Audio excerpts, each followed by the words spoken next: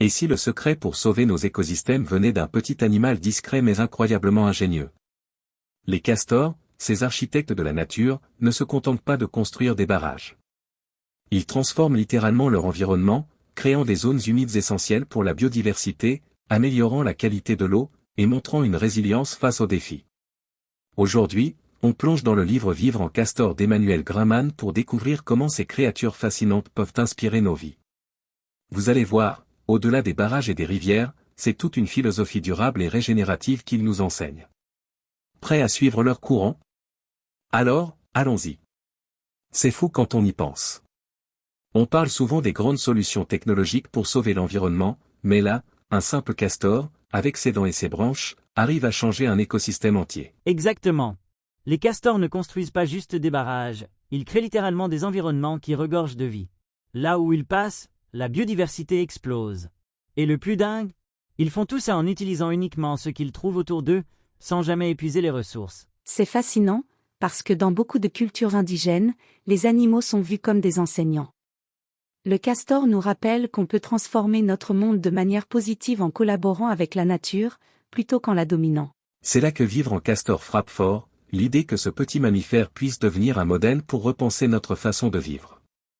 Ça pose la vraie question, et si on s'inspirait davantage des solutions simples mais incroyablement efficaces qu'offre la nature? Et ce n'est pas juste une théorie sympa, c'est du concret. Prenez leurs barrages, par exemple. Ils retiennent l'eau, créent des zones humides et même réduisent les inondations. On parle là d'un impact écologique majeur qu'on pourrait imiter dans nos propres projets, comme en permaculture. Mais ça va encore plus loin. Il y a une sagesse presque spirituelle dans cette idée de collaborer avec son environnement. Les castors ne forcent rien, ils travaillent avec ce qui est là.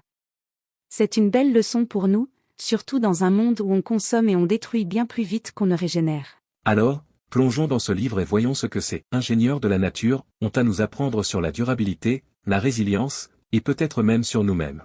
Quand on parle des castors comme ingénieurs naturels, ce n'est pas une exagération. Chaque barrage qu'ils construisent modifie complètement l'écosystème. Ils créent des étangs, ralentissent le cours des rivières et transforment des plaines sèches en zones humides riches en biodiversité. Et le plus impressionnant, c'est l'effet domino. Les barrages retiennent l'eau, ce qui favorise la croissance de plantes aquatiques. Ces plantes, à leur tour, attirent des insectes, des oiseaux, et même des poissons. En fait, on estime que des centaines d'espèces dépendent des habitats créés par les castors. C'est tellement beau à imaginer. Ils ne le font pas pour aider les autres espèces, bien sûr, mais leur instinct finit par nourrir tout un réseau de vie. On peut y voir une belle métaphore pour nos propres choix. Si nos actions étaient plus alignées avec les besoins des écosystèmes, imaginez tout le bien qu'on pourrait faire. Exactement. Par exemple, leurs barrages retiennent aussi les sédiments, ce qui améliore la qualité de l'eau. Et en période de sécheresse, ces zones humides deviennent des réservoirs naturels d'eau. C'est une solution simple, naturelle, mais incroyablement efficace contre des problèmes que nous, les humains, peinons à résoudre avec toute notre technologie. Ce qui me frappe aussi, c'est à quel point leur travail est régénératif. Ils n'abîment pas leur environnement. Au contraire, ils le restaurent et le rendent plus résilient. C'est une vraie leçon pour nous, surtout dans des projets comme la permaculture où l'objectif est de créer des systèmes qui durent. Oui, et ça demande une autre manière de penser. Les castors n'ajoutent rien de techno ou d'artificiel à leur environnement. Ils coopèrent avec les ressources disponibles. Ça me fait penser à ces zones humides qu'on pourrait réintroduire dans nos paysages agricoles, par exemple. Tout à fait. En permaculture, on parle souvent de capturer et stocker l'énergie. Le travail des castors illustre parfaitement ce principe. Leur ingénierie ralentit l'eau, lui permet de s'infiltrer dans les sols et alimente les nappes phréatiques. C'est une vraie démonstration d'intelligence écologique. Et c'est une question qu'on devrait tous se poser, comment nos choix, même à petite échelle, peuvent-ils avoir cet effet positif en chaîne? Ce qui est fascinant avec les castors, c'est qu'ils utilisent uniquement ce qui est à portée de leurs dents, branches, boues, troncs d'arbres. Pas de gaspillage, pas d'extraction excessive. C'est du 100% local et renouvelable. Exact. Ils prennent ce dont ils ont besoin, mais laissent assez d'arbres pour que la forêt continue de croître. Leurs choix s'inscrivent dans un cycle naturel. Ça contraste tellement avec nos modes de vie basés sur l'extraction et la surconsommation. C'est comme si leur instinct leur dictait que tout ce qu'ils prennent doit aussi pouvoir être rendu à la terre. Cette circularité est essentielle. On devrait s'en inspirer pour nos systèmes, qu'il s'agisse de construire des maisons écologiques ou de penser nos jardins. Un exemple concret, justement, en permaculture, on peut intégrer des zones tampons, comme les étangs ou les fossés remplis de plantes filtrantes, qui imitent les zones humides des castors. Ces espaces ralentissent l'eau de pluie, filtrent les polluants, et rendent le sol plus fertile. Oui, et on peut aller plus loin. Imagine une ferme où les résidus d'une activité deviennent la ressource pour une autre. Comme les castors, on pourrait travailler avec les cycles naturels. Par exemple, les branches coupées dans un jardin pourraient servir de mulch ou de base pour des habitats d'insectes. Ça demande une grande humilité, parce qu'il faut accepter de collaborer avec la nature au lieu de toujours vouloir la contrôler. C'est ça, la vraie durabilité, créer des systèmes qui respectent les cycles du vivant et les amplifient, comme le font les castors. Et ce qui est génial, c'est qu'en s'inspirant d'eux, on découvre des solutions à la fois simples et puissantes. On n'a pas besoin de réinventer la roue, juste de réapprendre à observer et à coopérer avec notre environnement. Exactement. Les castors montrent que pour être durable, il faut s'adapter à ce qui est déjà là. C'est une vraie leçon pour nos modes de vie modernes, souvent déconnectés des ressources locales et des écosystèmes. Et c'est là que je trouve le message du livre tellement inspirant. Ce n'est pas seulement une question d'environnement, mais aussi de choix de société. Qu'est-ce qu'on valorise? La vitesse, l'extraction, ou la régénération et l'équilibre? Une question essentielle. Et je pense que la réponse est dans des modèles comme celui du castor. Les castors, en plus d'être des ingénieurs incroyables, sont aussi de véritables modèles de résilience. Ils ont failli disparaître à cause de la chasse intensive pour leur fourrure et leur castoreum, mais ils ont survécu et ont réussi à recoloniser de nombreux territoires. C'est impressionnant. Malgré les pressions humaines et les perturbations de leurs habitats, les castors ont cette capacité à s'adapter et à reconstruire. Ça nous rappelle que la résilience, c'est à la fois une question de capacité à encaisser les chocs et de savoir rebondir. Et ils rebondissent en reconstruisant systématiquement les bases de leur écosystème. Ce qui est fascinant, c'est qu'ils n'attendent pas des conditions idéales. Ils travaillent avec ce qu'ils trouvent, même dans des environnements dégradés, et finissent par les restaurer. C'est une leçon énorme pour nous.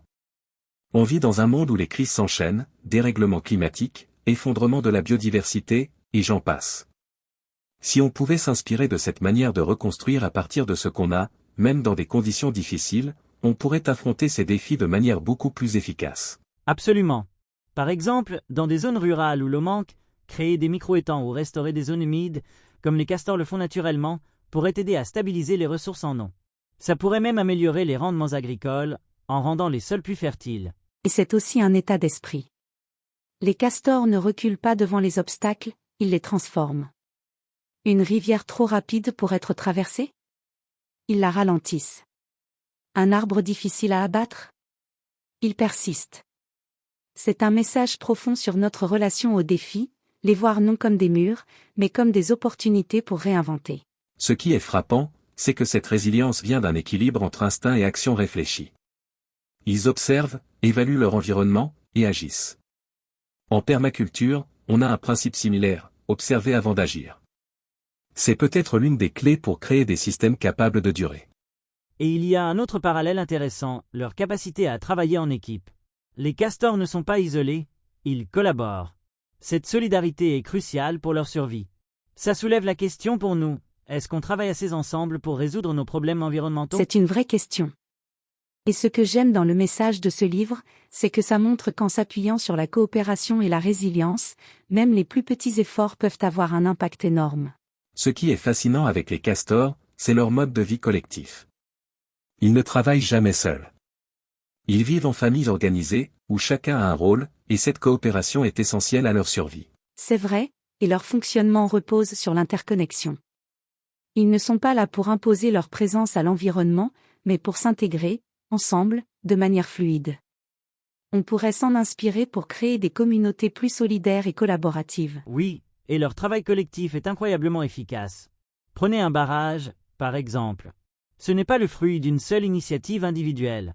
Chaque membre de la famille apporte sa contribution, certains transportent des branches, d'autres travaillent la boue. Ils optimisent leur énergie en collaborant. En parlant de ce modèle collaboratif des castors, ça me rappelle ce qu'Olivier Hamon expliquait dans son livre, qu'on avait abordé dans un précédent épisode. Il fait une distinction super intéressante entre collaboration et coopération. La coopération, c'est quand chacun agit pour son propre intérêt tout en contribuant à un objectif commun. Tandis que la collaboration, c'est une vraie synergie où les participants s'adaptent activement les uns aux autres pour maximiser le résultat collectif. Les castors, eux, sont vraiment dans cette dynamique de collaboration. Ils ne se contentent pas de coexister, ils travaillent de façon tellement harmonieuse que leur impact dépasse ce qu'une simple addition d'efforts pourrait produire. Si vous n'avez pas encore écouté cet épisode sur le livre d'Olivier Hamant, je vous invite à le découvrir, on avait exploré des idées très complémentaires. C'est un modèle qui tranche avec notre culture de l'individualisme. On valorise souvent l'effort personnel, mais les castors nous rappellent qu'on est plus fort ensemble. Imagine si nos projets agricoles, écologiques, ou même sociaux s'appuyaient sur des réseaux d'entraide aussi solides. Et ce que je trouve beau, c'est qu'ils ne travaillent pas pour eux seuls. Leur construction bénéficie à tout un écosystème, sans qu'ils cherchent à contrôler cet impact. C'est une vraie leçon d'altruisme, ou du moins de synergie, où chacun trouve sa place dans un tout plus vaste. Et ce modèle collaboratif peut inspirer directement des pratiques concrètes.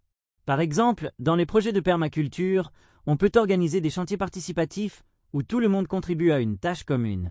Ça ne permet pas seulement de construire plus vite, mais aussi de renforcer les liens entre les gens. C'est exactement ça. Travailler ensemble pour un objectif partagé ne fait pas que résoudre des problèmes techniques, ça crée aussi un sentiment d'appartenance et de communauté. Les castors nous montrent que la collaboration n'est pas juste une option, mais une condition essentielle à la résilience. Et cette idée d'appartenance, elle est tellement importante aujourd'hui, avec nos sociétés fragmentées. Si on veut construire des modèles durables, que ce soit dans nos quartiers ou dans nos projets agricoles, on doit réapprendre à travailler main dans la main, comme les castors. Et ça demande de la confiance, aussi.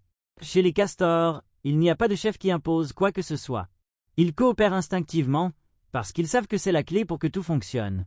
C'est une belle leçon de leadership collaboratif. Exact. Et si on combinait cette approche sociale à leurs leçons écologiques, on aurait une base solide pour repenser nos modèles de vie. Les castors sont une source d'inspiration incroyable pour la permaculture. Leur capacité à transformer un paysage en favorisant la biodiversité, tout en régulant l'eau et en enrichissant les sols, c'est exactement ce qu'on cherche à reproduire dans nos designs. Et ce qui est frappant, c'est à quel point leurs techniques sont low-tech. Ils n'ont pas besoin de machines ni de matériaux complexes pour créer des systèmes ultra efficaces. Tout est basé sur l'observation et l'utilisation des ressources locales, un principe fondamental en permaculture. C'est vrai. Par exemple, leurs barrages ralentissent l'eau, lui permettent de s'infiltrer dans le sol, et créent des habitats pour des dizaines d'espèces. En permaculture, on utilise des soils ou des étangs pour obtenir des effets similaires. La différence, c'est que, ils le font de manière instinctive. Oui, et il y a tellement d'astuces à prendre d'eux. Par exemple, la façon dont ils placent leurs barrages en tenant compte du flux naturel de la rivière. On pourrait s'en inspirer pour concevoir des systèmes hydrauliques qui travaillent avec la gravité au lieu de lutter contre. Un autre point clé, c'est leur rôle dans la régénération des sols. Quand ils retiennent l'eau, ils permettent aussi aux nutriments de s'accumuler, ce qui enrichit les terres autour des étangs. Dans nos projets de permaculture, on pourrait intégrer des zones humides stratégiques pour restaurer des terres dégradées. Et au-delà des techniques, il y a aussi une sagesse plus profonde. Les castors travaillent avec patience, par étapes. Ils ne cherchent pas à tout transformer d'un coup, mais à construire un système qui évolue et s'améliore avec le temps. Cette approche progressive, elle nous invite à repenser nos objectifs en permaculture, viser la régénération à long terme, pas juste la productivité immédiate. C'est tellement vrai. On parle souvent de la notion de slow design en permaculture, et les castors en sont un parfait exemple. Ils montrent qu'un système bien pensé dès le départ peut devenir pratiquement autonome, tout en apportant des bénéfices à tout un écosystème. Et ce que j'aime dans cette idée, c'est que chacun peut s'en inspirer, même à petite échelle. Vous n'avez pas besoin d'un grand terrain pour appliquer ces principes. Même dans un jardin, créer une petite zone humide ou utiliser des matériaux locaux peut déjà faire une grande différence. C'est vrai qu'on s'émerveille devant les castors, mais il faut aussi se poser une question essentielle. Jusqu'à quel point peut-on réellement transposer leurs pratiques à nos vies humaines ? Exactement. Les castors agissent dans un cadre instinctif et localisé. Ils ne gèrent pas une économie globale ni des infrastructures complexes comme nous.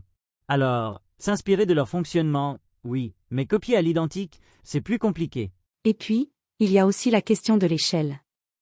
Un castor peut transformer une rivière à son échelle, mais appliquer cette logique à un territoire entier demande une coordination humaine qu'on ne voit pas souvent dans nos sociétés. C'est là que nos limitations culturelles et politiques entrent en jeu. Un autre point, c'est que les castors travaillent dans des systèmes où tout est encore relativement intact, ou du moins réparable. Nous, on doit souvent composer avec des environnements beaucoup plus dégradés, où il faut des efforts immenses juste pour retrouver un équilibre minimal. C'est vrai. Et même si leurs pratiques sont impressionnantes, elles ne sont pas adaptées à tous les contextes. Par exemple, dans des zones très urbanisées, recréer des zones humides ou imiter les barrages des castors peut être un défi technique énorme. Mais ça reste une source d'inspiration, surtout pour des projets en périphérie ou dans des zones rurales. Oui, et ça revient à une question fondamentale, peut-on réellement vivre en castor dans un monde qui valorise encore la vitesse, l'extraction et la croissance à tout prix? Ce n'est pas seulement une question technique, mais aussi de choix de société. Absolument. Mais ce que vivre en castor nous apprend, c'est qu'on n'a pas besoin de devenir 100% castor pour progresser. Même intégrer une fraction de leurs pratiques, comme la gestion durable de l'eau ou la construction régénérative, peut déjà avoir un impact énorme. Et c'est là que le message du livre reste optimiste. Il ne s'agit pas de tout changer du jour au lendemain, mais de s'engager dans des changements progressifs en s'inspirant de ces modèles naturels pour aller dans la bonne direction, tout comme la famille de castors qui construit son barrage, étape par étape. Finalement, vivre comme un castor, ce n'est pas tant reproduire exactement ce qu'ils font, mais adopter leur philosophie, cohabiter avec la nature, utiliser les ressources de manière raisonnée, et construire quelque chose qui profite à plus que soi-même. Ce qui ressort vraiment de vivre en castor, c'est cette idée que la nature regorge de modèles incroyables qui peuvent nous inspirer. Les castors, avec leur ingénierie instinctive et leur capacité à régénérer les écosystèmes, nous montrent qu'il est possible de vivre en équilibre avec notre environnement, tout en ayant un impact positif. Et ce n'est pas juste une question de technique. C'est une manière de voir le monde, une philosophie. Ils ne cherchent pas à contrôler ou à dominer leur environnement, mais à y coexister de manière fluide. C'est une belle leçon d'humilité et d'harmonie que nous, humains, avons vraiment besoin de réapprendre. Oui, et ce qui est motivant, c'est qu'on peut déjà commencer, même à petite échelle. Que ce soit en créant un étang dans un jardin, en travaillant avec les cycles naturels de l'eau, ou simplement en observant mieux la nature autour de nous, il y a plein de façons de s'inspirer de ce que les castors nous enseignent. Et pour aller plus loin, je vous invite à plonger dans le livre Vivre en castor. C'est un vrai concentré d'idées et de réflexions qui nous pousse à penser différemment. Et pour nos auditeurs qui veulent approfondir, on a mis le lien du livre en description. D'ailleurs, on offre aussi un lien vers Audible pour un livre audio gratuit. Et oui, je sais, les multinationales comme Audible, ce n'est pas toujours ce qu'on préfère. Mais parfois, on n'a pas trop le choix dans le système actuel. Ce qui est bien, c'est que ça peut soutenir le podcast sans que ça ne vous coûte rien. Alors, pourquoi ne pas en profiter pour découvrir un livre inspirant tout en nous aidant à continuer cette aventure? Et si cet épisode vous a plu, partagez-le autour de vous. Qui sait, peut-être qu'en imitant un peu les castors, on pourra aussi, petit à petit, reconstruire des écosystèmes et des communautés plus fortes. Et n'oubliez pas, abonnez-vous pour ne pas manquer nos prochains épisodes, où on continue d'explorer des solutions inspirantes pour un monde plus durable. À très bientôt!